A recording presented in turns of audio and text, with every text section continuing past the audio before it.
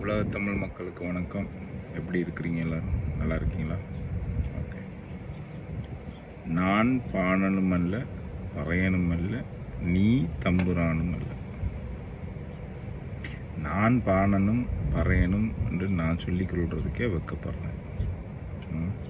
அது பிரச்சனை உன்னோடது. நீ தம்புரானும் அல்ல. நீ தம்புரானன்ற விஷயத்தை பெருசாக நீ நினைக்கிறது அது ரெண்டாவது தப்பு. பாணனும் பறையனும் தாழ்வானதுன்னு சொல்லி நீ உன்னை நினச்சி கொள்வது முதலாவது தப்பு. அவனை நீ தம்புரான்னு நினச்சி கொள்வது இப்போ அது ஒரு பெரிய ஒரு ஜாதின்னு நினச்சி கொள்வது அது ரெண்டாவது தப்பு. ரெண்டுமே உன் மனசு தான் நினைக்கிது, வெளியிலேருந்து வரல, உன் மனசு தான் நினைக்கிறது. கட்டமைப்பு வெளியில் இருக்குது, அதை நீ ஏற்றுக்கொள்கிற. நீ அதனால தான் அதை அப்படி நினைக்கிறேன். அது ஒரு விஷயம், அதை விட்டுரு. தமிழ் தேசிய மக்களோடு தான் நான் இப்போ பேசிகிட்ருக்கேன். தமிழ் தேசிய மக்கள் இதுக்குள்ளே போக தேவையில்லை. நம்ம இதை வச்சு தான் இவ்வளோ நாள் நம்மளை ஏமாற்றிட்டுருக்காங்க. இந்த பாணன், பறையன், தம்புரான், பிராமன், ஆரியன், திராவிடன், இதெல்லாம் நம்மளுக்கு தேவையில்லாத விஷயம். இதெல்லாம் நம்ம போகவே தேவையில்லை. நம்ம எங்கே ஃபோக்கஸ் பண்ணோம்னா, இவங்க இதெல்லாம் எங்கே கட்டம் வச்சாங்கன்னு சொன்னால், சரிகை, கிரிகை, யோக, ஞானம்ன்ற 4 விஷயம் இருக்குது. தெரிஞ்சவங்களுக்கு தெரியும். அது தெரியாதவங்க தேடி பாருங்கள்.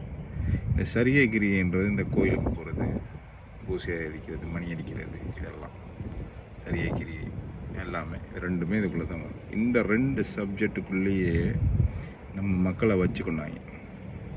இந்த ஞான யோகம், இந்த 2 சப்ஜெக்டை படித்தவங்க தான் இந்த பிராமணன், தம்புரான், இந்த திராவிட கம்பு நாட்டியல் இவங்கெல்லாம் படிச்சுட்டாங்க. இதை படித்தா தெளிவான அறிவு கிடைச்சிடும். தெளிவான அறிவு கிடைச்சா நீ அடிமைத்தனத்துலேருந்து வெளியே வந்துடுவேன்.